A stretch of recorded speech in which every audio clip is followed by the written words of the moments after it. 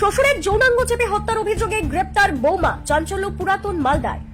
শ্বশুরকে যৌনাঙ্গ চেপে হত্যার অভিযোগে বৌমাকে গ্রেপ্তার করল পুলিশ। ঘটনাটি ঘটেছে মালদার শাহাপুর অঞ্চলের মাধাইপুর মোড়গ্রাম এলাকায়। বৃহস্পতিবারের এই ঘটনাকে কেন্দ্র করে এলাকায় ব্যাপক চাঞ্চল্য ছড়িয়েছে।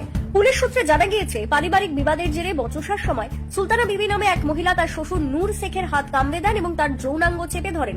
এতে ঘটনাস্থলেই নূর শেখের মৃত্যু হয় বলে অভিযোগ। ঘটনার পরই পুলিশ অভিযুক্ত সুলতানা বিবিকে গ্রেপ্তার করে। শুক্রবার দুপুরে তাকে মালদা জেলা আদালতে পেশ করা হয়েছে।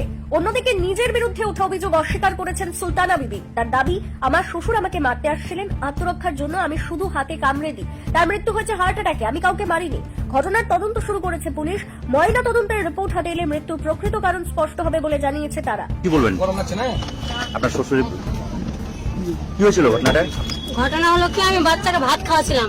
বাচ্চাকে ভাত খাওয়াতে যে আমার শাশুড়ি ঝগড়া করছিল, দিনা আমার সাথে গাল দিচ্ছিল। গাল দেওয়ার শর্তে আমার শ্বশুর নিম থেকে উঠেছে, আমার টুটি চেপে ধরেছে। এ হলো গল্প। আর এটাই কথা কি, মিট কেসটা চালাছিল এক কথা। আর বলেছিল কি, বাচ্চাটাকে কি তোরা কম মেরে ফেলে দিব, টুটি চেপে বিষ খিলিয়ে। আর বলেছে কি, তোকে তোকে বেশি মেরে ফেলবো।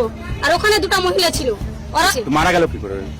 হার্ট অ্যাটাক ছিল, হার্ট অ্যাটাক ছিল, শ্বাসকষ্টের অসুখ ছিল, সুগার প্রেসার ছিল। তা আপনি কিছু করেননি? না, আমি শুধু কামড়াচ্ছি। এটাই আমার জানের হাইপোতে আমার জীবন বাঁচানোর জন্য আমি কামড়াচ্ছি। আপনার নাম? আমার নাম সুলতানা খাতুন।